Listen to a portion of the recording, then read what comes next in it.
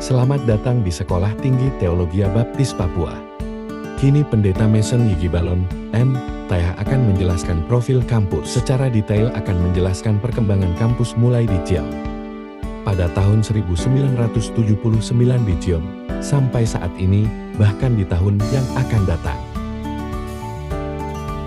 Ya, SD Baptis atau dulu pada awalnya nama yang diusulkan itu adalah Institut Teologi Baptis Irian Jaya. Didirikan pada tanggal 14 Februari 1979 untuk mendirikan sebuah perguruan tinggi yang bisa menampung orang-orang yang dipanggil Tuhan untuk belajar di situ. Sehingga setelah Pendeta Kareci belajar di Australia, dia pulang dan dia diangkat sebagai ketua sinode dan memperoleh tugas kedudukannya di Tiom sebagai basis pelayanan Pendeta Kareci. Dia keberadaannya sebagai ketua sinode, lalu mulai memikirkan bagaimana STT Baptis ini ada, tapi belum ada nama STT Baptis itu. Dan karena itu pada pertemuan sidang sinode pada tanggal 14 sampai 14 Februari 1979 dilakukan oleh utusan-utusan gereja, para pemimpin gereja, para perwakilan dari gereja-gereja, tokoh-tokoh gereja, dan juga para utusan Yayasan YAPELTIS, yaitu Yayasan Pelayanan dan Pengembangan Gereja Baptis Irian Jaya waktu itu. Dihadiri oleh beberapa utusan para misionaris. Jadi setelah pertemuan itu, akhirnya di akhir pertemuan itu mereka mengambil keputusan. Karena Pendeta Kareci dia belajar di Sekolah Teologi Baptis di Australia dan dilantik sebagai pendeta di Australia. Lalu orang tua menanyakan, Bapak punya predikat pendeta, orang dipanggil pendeta itu karena apa? Dia berkata bahwa saya menyelesaikan sekolah teologi. Lalu mereka mulai berkata, oh berarti orang yang sudah menyelesaikan sekolah teologi baru disebut pendeta. Dan lalu mereka pertanyakan, kalau begitu sekolah yang diselesaikan oleh Bapak Pendeta Kareci itu bisa didirikan di sini, bisa hadir di sini kan tidak. Lalu terjadi perdebatan, sehingga dalam hal itu mereka yang mengerti pendidikan, orang mengerti pendidikan, mereka tidak siap untuk sekolah teologi itu ada tapi akhirnya dalam kesimpulan terakhir mereka sepakat untuk sekolah tinggi teologi Baptis Irian Jaya seperti itu harus ada di Tiom. Akhirnya pada malam itu mereka mengambil keputusan untuk harus ada sekolah tinggi teologi seperti itu di Tiom. Akhirnya mereka setuju Institut Teologi Baptis itu harus ada di Gereja Baptis. Akhirnya mereka melakukan persetujuan dan melakukan ibadah pembukaan di Gereja Batra Tiom pada tanggal 14 Februari 1979 di bawah pimpinan Pendeta Yosef Kareci. Pada waktu itu dia sebagai ketua sinode. Mereka selesai sekolah Alkitab dan mereka sedang melayani di lapangan. Lalu mereka mulai rekrut sebagai mahasiswa pertama dengan beberapa teman dari luar Papua, yaitu Pendeta Eli Rumi. Mereka memang dia guru di sana, tugas di sana. Lalu pendeta damping, lalu beberapa teman-teman lainnya, yaitu Pak Yusuf Kogoya, Pak Andreas Yoman, Pak Wycliffe Yigi Balong. Mereka diterima direkrut sebagai siswa pertama dengan beberapa orang dari Sorong, dari wilayah pantai. Setelah diterima mahasiswa pertama, kuliahnya mulai di Tiom. Ya, waktu itu pimpinan Institut Teologi Baptis Irian Jaya adalah Pak Pendeta Kareci. Dia sebagai pimpinan gereja sekaligus dia menjadi rektor pertama untuk pimpin sekolah itu mulai di Tiom. Mereka belajar di Tiom pada waktu itu 1,5 tahun.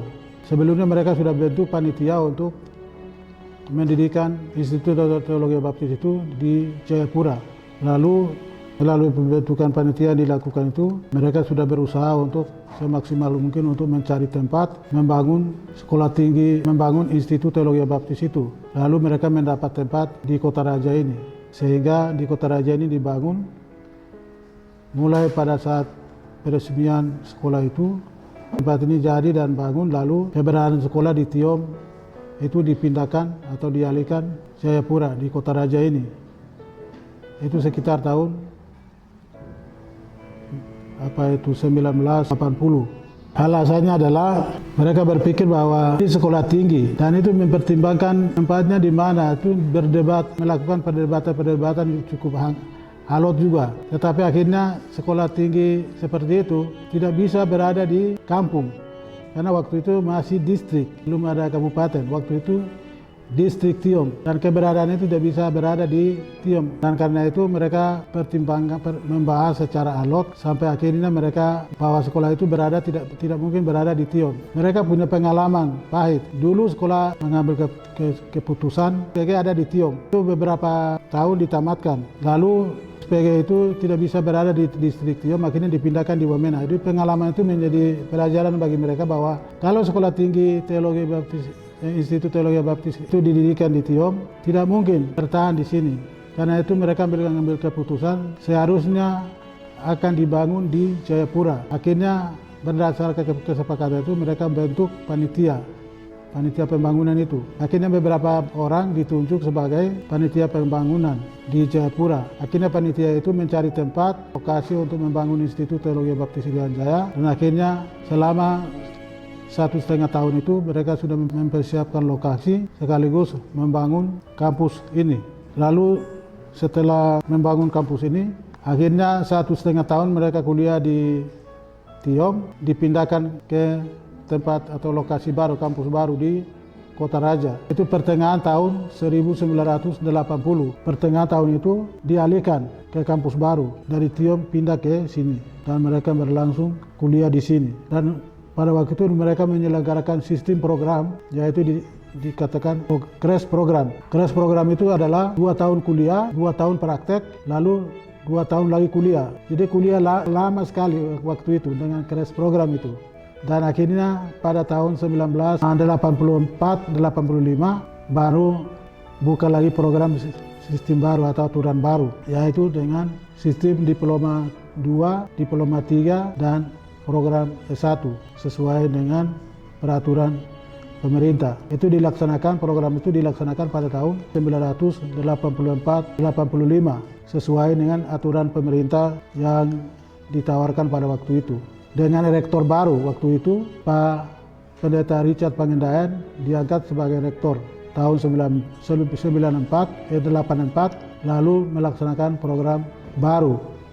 Crash program dihilangkan atau ditangguhkan, lalu dengan sistem pemerintah yang baru itu adalah program diploma 2, diploma 3, dan S1. Pada waktu itu hanya program diploma 2, diploma 3, dan kalau punya prestasi bagus ditamatkan dengan sarjana muda teologi. Nanti tahun 1990 baru ada program yang baru ditambah, itu dengan program S1 sarjana teologi. Dan akhirnya sampai saat ini kita menyelenggarakan program sesuai dengan aturan pemerintah, disesuaikan dengan aturan pemerintah. 2010-2011 dosen-dosen yang mengajar di sini mereka yang berlatar belakang program S1 semua. Dan menurut peraturan pemerintah tuntut supaya mereka yang mengajarkan Sekolah Tinggi Teologi Baptis itu harus bergelar S2. Sehingga kita mulai rekrut dosen-dosen yang mengajar itu kuliah plus mengajar. Jadi dalam waktu liburan mereka pergi keluar belajar. Lalu mereka kembali lagi untuk melaksanakan tugas sehari-hari, yaitu untuk mengajar. Dan akhirnya tahun 2015 semua teman-teman ini berhasil dengan baik untuk melanjutkan yaitu perkuliahan di STT ini. Sehingga sekarang sudah ada dalam program pendidikan S1. Dulu kita menyelenggarakan program diploma, dan dalam aturannya kita tidak lagi menyelenggarakan program diploma. Sekarang dalam aturan baru akhirnya kita sudah menyelenggarakan program S1, baik program studi teologi maupun program studi pendidikan agama Kristen. Dipakai sampai tahun 1989, 2001. Baru kita ubah namanya sesuai dengan aturan, tidak boleh lagi pakai institut, tapi kita mengganti nama Sekolah Tinggi Teologi Baptis berdasarkan apa itu aturan pemerintah. Hampir sekolah-sekolah itu, Sekolah Tinggi Teologi tidak memiliki program yang lebih banyak dalam bentuk sekolah tinggi. Nah, karena itu kita mengganti nama Sekolah Tinggi Teologi Baptis Irian Jaya, lalu berubah jadi Sekolah Tinggi Teologi Baptis Papua sesuai dengan nama nomenklatur yang diberikan oleh pemerintah sesuai aturan. Ekstrakurikuler biasanya ada praktek pelayanan di lapangan, biasanya 6 bulan. Mahasiswa diutus untuk melakukan praktek pelayanan lapangan. Itu 6 bulan bagi program studi teologi melayani di lapangan pelayanan di gereja-gereja masing-masing sesuai dengan permintaan jemaat. Karena diutus oleh jemaat, kita kembali kirim ke jemaat di mana mereka diutus dan melayani di sana. Tapi juga kita mengutus mereka yang mengikuti program studi pendidikan agama Kristen, mereka juga diutus untuk praktek di setiap sekolah sesuai dengan permintaan atau permohonan di sekolah ini. Kita kerjasama dengan beberapa sekolah sehingga mereka diutus ke sekolah-sekolah yang mereka bisa melakukan pelayanan praktek selama 6 bulan juga. Lalu dipanggil kembali untuk mengikuti, melanjutkan sekolah untuk menulis skripsi dan wisuda.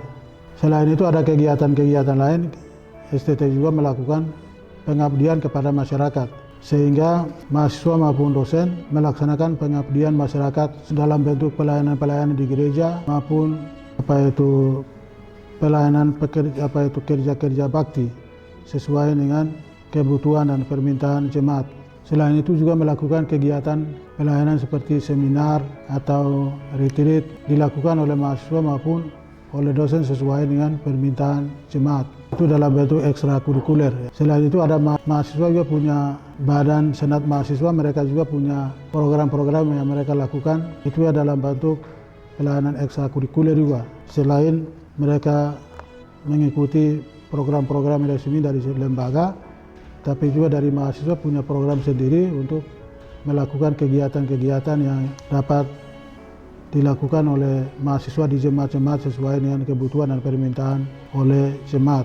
Bertanggung jawab adalah milik Persekutuan Gereja-Gereja Baptis Papua dan dikelola dan dibiayai oleh Persekutuan Gereja-Gereja Baptis Papua. Kami dosen-dosen di sini adalah pelaksana saja atas perintah gereja. Dan karena itu kami harap supaya ke depan gereja sungguh-sungguh memperhatikan nasib lembaga ini ke depan, supaya mereka sungguh-sungguh memberikan dukungan pembiayaan atas sekolah ini. Itu yang mungkin agak kurang. Gereja-gereja Baptis Papua ini tidak memberikan dukungan sepenuhnya kepada lembaga ini. Walaupun tadi orang tua sendiri berjuang luar biasa, tapi setelah sekolah ini ada dan gereja ini terus berkembang berlanjut dengan berbagai program dan pembiayaannya perlu diperhatikan oleh gereja pendiri karena mereka adalah donatur sepenuhnya untuk memberikan dukungan terhadap lembaga ini.